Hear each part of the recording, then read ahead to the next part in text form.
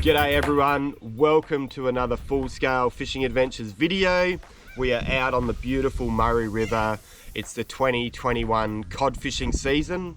I've been lucky enough to catch some really nice fish already, and what I thought I'd do is just run you through the gear that I'm going to use for the upcoming season. Firstly, the rod and reel, and it's the same as last year. It's the Okuma Komodo swim bait outfit, and this has just been an absolute workhorse of a setup. I've really enjoyed using it over the last 12 months, and what I like in particular is that it's great for slinging those big baits, but it can also do the smaller presentations as well.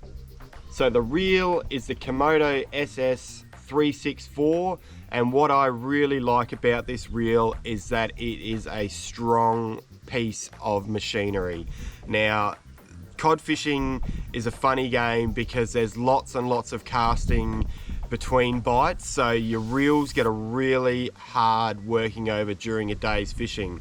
And surprisingly, that this reel over the last 12 months has just not missed a beat. It is just still beautiful to use. So if you're looking for something that's going to do the miles, then I can strongly recommend the 364 Komodo SS. So the rod, it's the 8-footer. Now we're on the Murray River, and this is a really big piece of water, so you're going to be doing lots of casts at distance, at snags and all that sort of stuff, and the 8-footer will make that job so much easier. Trust me, I used to use rods, say 6'2", 6'3", and once you've gone to an 8-footer, you just won't realize how you did it with a shorter rod in the past. Now this one's the 8 to 15 kilo, so it is a heavy rod, but you will need that for slinging big baits such as the Tremor surface lure or other big deep diving cod baits.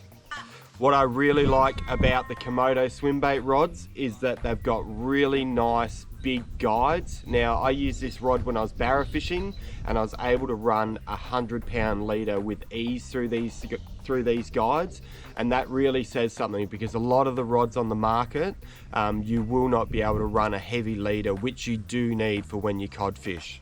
All of the guides as well are double braced, so you won't have any issue of those guides folding over if your leader knot does happen to, you know, catch on one when you're winding in. I've found that to be an issue in the past with some other rods.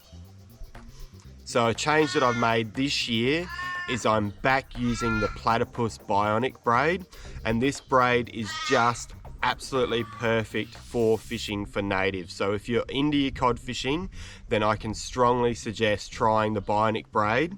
It's beautifully smooth, it casts so well, it's got a little bit of stretch built into the weave, so you will notice that when you get that bite or when you're flicking lures off the snags. This braid is just beautiful to use if you are targeting natives in Australia. So I'm using a new leader this year. It's called the Platypus Hard Armor Supple Leader, and what I really like about the supple leader is that it's got a nice soft inner core, so it's beautiful to use, but with that hard outer coating when you're running up over logs and rocks, which is just so common while you're casting lures all day, it's got great abrasion resistance, so I don't need to worry about changing my leader all the time.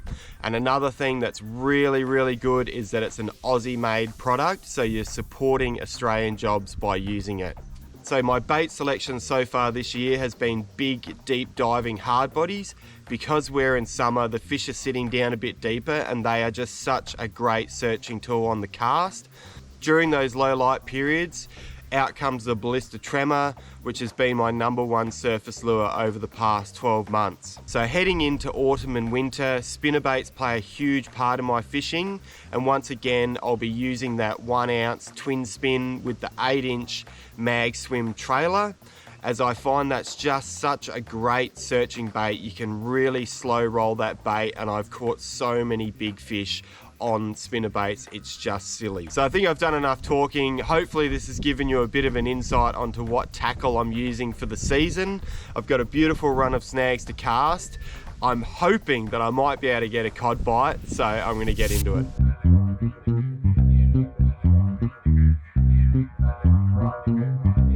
let it dry.